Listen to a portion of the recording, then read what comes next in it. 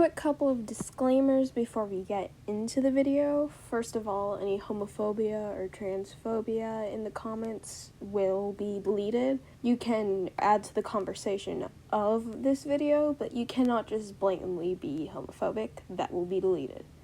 Also, I will be using the word queer in a reclaimed way. If that is uncomfortable for you, then feel free to click off. Howdy, my name is Az or Azalea, either's fine, and welcome to my video.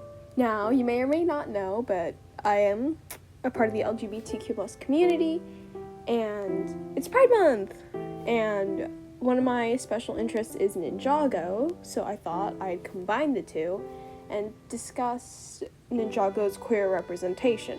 Now, I'd say the first bit of any sort of major representation we got, even that's not major representation, but just representation in general, that would be in Prime Empire, the episode where they have the dance competition. I do not remember its name. I will put it up on screen. In that episode, Jay and Nia, who is the show's main couple, enter in a dance competition. And every other couple in this competition is a man and a woman, except for one, in which it's two girls.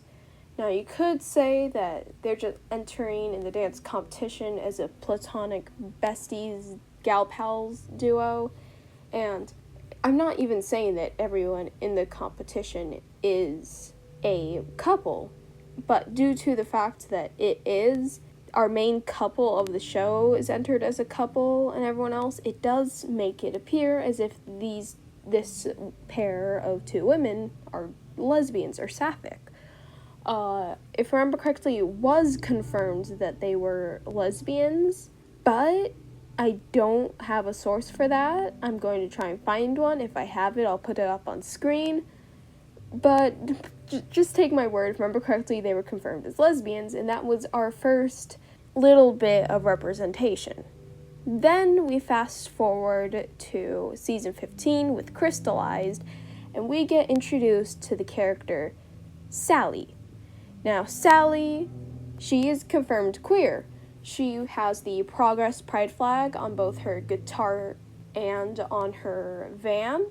And if I remember correctly, she has the bi flag on her guitar case. I may be wrong on that. But that's pretty blatant obvious that she is LGBTQ+. And that's a win. But I will say, it's never brought up. It's just in the background. And that's one of the problems I have with Ninjago's queer representation. It's always in the background. There's never been any forefront. We haven't had any queer romances. We've had plenty of straight romances, ranging from okay with its writing to the Ninjago writers don't seem to know how to write romance. At least the older ones don't. Anyways, moving on from that, Ninjago doesn't have the best record at bringing any of its representation to the forefront. Now, I'm not saying we don't need it in our face. Look at this, Ninjago's first gay character. I don't need another Disney's first.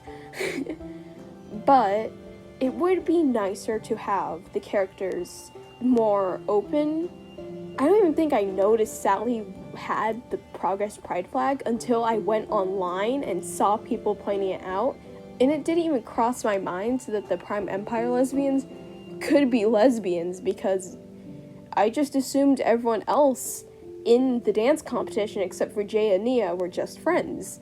Now, there are a couple other cases of queer representation in Ninjago. In Seabound, if I remember correctly, we can see a sidewalk that is a rainbow, which was said to be for the LGBTQ+ community, but that's not much. It's not actual representation. I don't get what the Ninjago team was going for when they included that, but okay. Then, in the background of Dragons Rising, I actually had to have my brother point this out. In Dragons Rising Season 1, there is a character in the like sea town that they have with the giant crab monster that's attacking and whatnot. One of the background people actually has the non-binary flag on their arm, like a little patch of the non-binary flag, which is really cool. It's just like, I didn't notice it at all, like I said, and if it wasn't for having it pointed out to me, I would have never noticed. And once again, that adds to the problems with Ninjago's representation.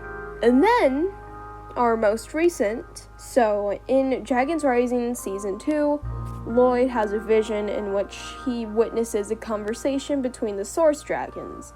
And one of the Source Dragons, who the subtitles labeled as the Source Dragon of Life, the one who says that Lloyd is one of their own, is confirmed to be non-binary, as they have a non-binary voice actor. However, once again, we are yet to meet this character truly, just hear their voice in a vision, so I can't exactly judge the representation of them until we get to meet them. And if we never get to meet them, then I would say that's also another case of kind of crappy representation, because I don't even think their pronouns were said at all during that conversation. As you can tell, I'm kind of not being most positive with Ninjago at the moment, but I promise I love this show. It is one of my favorite shows. I'm not trying to drag on it. I'm not saying it's homophobic or transphobic. It's very clear that the writers do want to include more, but I don't think they're handling it in the right way.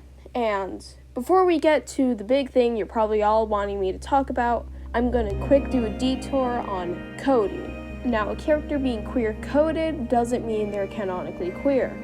And even if, let's say, this character is coded in a queer way, they can still be canonically straight, so don't come for me saying they're not canon that way. This is just coding that I've picked up on and have thought about and maybe even related to a bit, and I am going for more of the popular coding that has been brought up by the fandom multiple times. And first off, I'd like to talk about probably the most obvious one, and that being Sora. Sora is extremely transcoded. First off, there's the obvious thing of a character who does not go by the name they were assigned at birth, not the name that they were given by their parents. Sora now has that as sort of like her dead name, and it's actually shown in a negative light to call her by that name. Now, I'm not saying Sora's canonically trans, and I'm also not trans myself. I'm very much not cis, but I don't fall under trans either. I'm in that weird kind of nebulous. I'm agender, by the way. But even though I don't fall under the trans category, I do feel some connection with Sora's story, not being cis myself, and I've heard plenty of trans people bring up their connection to Sora's story. Once again, I don't feel like I am qualified to actually talk about her trans coding, not being trans myself, so I will leave that up to any trans people who want to make their own videos about Sora's coding. Next, we have Jay. Jay, I guess this isn't as big of coding as, say, Sora, but I feel like Jay is coded as bisexual. I'm also not bisexual, so bisexuals, please correct me and add on all you want. But I feel like Jay is, or any attracted to multiple genders. I'm not saying explicitly bi, but that's the one I feel like fits him the best. But he's obviously in a relationship with Nia. Him and Nia have been together since season 1. It's been a bit rocky, but they're together, pseudo Ninjago virgin married. But he does also have very close relationships with men, and there's also him calling Nautocon's voice beguiling, and calling him a sulky voice seducer, and being very charmed by his voice. Not freaking out is freaking me out! Kai, baby. And there are also several other moments people have pointed out to be queer-coded with Jay. And once again, I'm not bi, I'm Arrow Ace actually, so I'm like the opposite. So once again, go ask some bisexuals about this, not me. And then another person who has been brought into the light is also being transcoded would be bonzle. Now, I haven't actually seen any like thorough breakdowns about bonzle's transcoding, but from what I've picked up on that I personally saw as coding would probably be like her whole story just as a full her backstory, obviously, with spending so long alone until finding Wu and talking about it. As the spell, she took her own unique form that fit her. And also the scene of her being worried that, like, the sorceress, what was her name? Gandalaria? Something like that. Gondolaria? I don't remember her name. Call me Gandalaria. The sorceress being, like, nervous that the sorceress wouldn't recognize her or just treat her as a spell rather than a person, which, once again, I'm not cis, but I'm not trans either, and I myself sometimes have those thoughts where I'm like, oh, I'm gonna talk with this person I haven't seen since I started going by my new name. How am I going to explain this? How am I going to come out? That's definitely a struggle I've had, and I have seen that reflected in bonzle.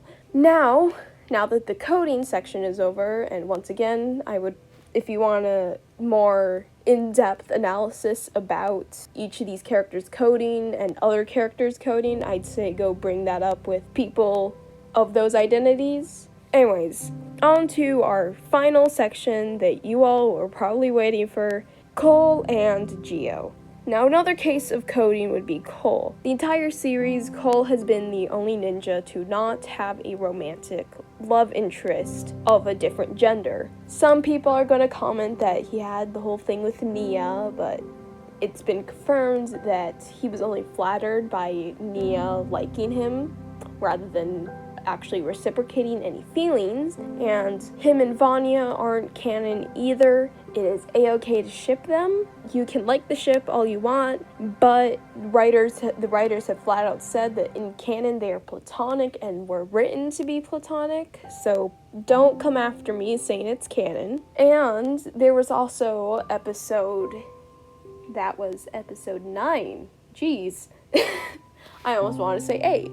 Episode 9 of Season 1, The Royal Blacksmiths, in which Cole has to effectively come out to his dad as a ninja. And this is even brought up in the dialogue of the show. If you go to the episode, just replace every time you hear the word ninja with gay. He doesn't know you're a ninja?